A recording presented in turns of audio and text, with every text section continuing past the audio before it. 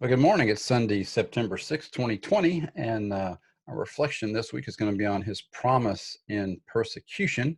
And as always, when we're doing any of our devotionals, to get the most out of it, you want to set aside time to read the scripture, even though sometimes I read some of them.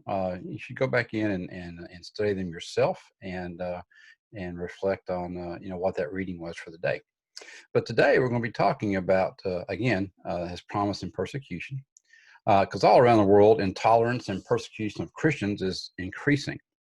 And even though we may face discrimination or judgment, the reality for many of us in the West here is that we will hopefully never experience similar violence or oppression. Yet persecution has been a part of Christianity's story since its beginning. And it's referencing Acts chapter 4 and 5, and that's 70 or so verses. So I'm not going to read all that, but to you. But I really encourage you to read that because there's some good stories about the folks in there, John and Peter uh, and Ananias and a couple others that you should read those. It's really good history. But it's an uncomfortable thought, but an important one. At some point or other, we may find ourselves grappling with whether persecution is worth it.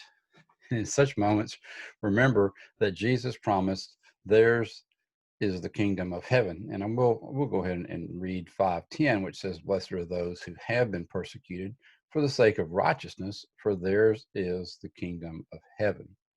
And he wasn't being intentionally vague there. He was talking specifically about us, his followers. So as Christians, we simply won't experience fullness of life if we're not willing to risk loving him above all else, even if it costs us our job, our place in society, or our very life. And those are some consequences that we can face every week.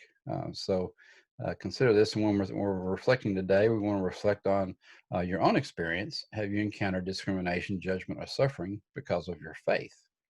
And consider God's promise to the persecuted, and what does that tell you about Jesus' heart for those who suffer?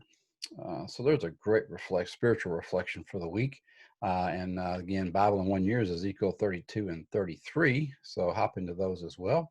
And as always, just reflect on your week in general. And what were you grateful for? What wonderful things happened this week, and what are you grateful for in your life? And what did you get accomplished last week? And how can you do it better next week? And just get your week out planned. That'll lower your stress level. It will really just make things flow a lot better for you. So I really encourage you to take your Sundays not only to reflect spiritually, but to reflect on all your goals. And you may need to readjust some. Just do it if you need to. But at any rate, go back and grab Acts 4 and 5 and snag a little history today as well when you're in Ezekiel. And have a great Sunday. We have another beautiful one here in Virginia. Have a great time, with your friends, family. If you've got a little yard work to do, it's a good day to do it, right? But anyway, that's what I'll be doing. But I will be talking to you later. Remember, just to relax.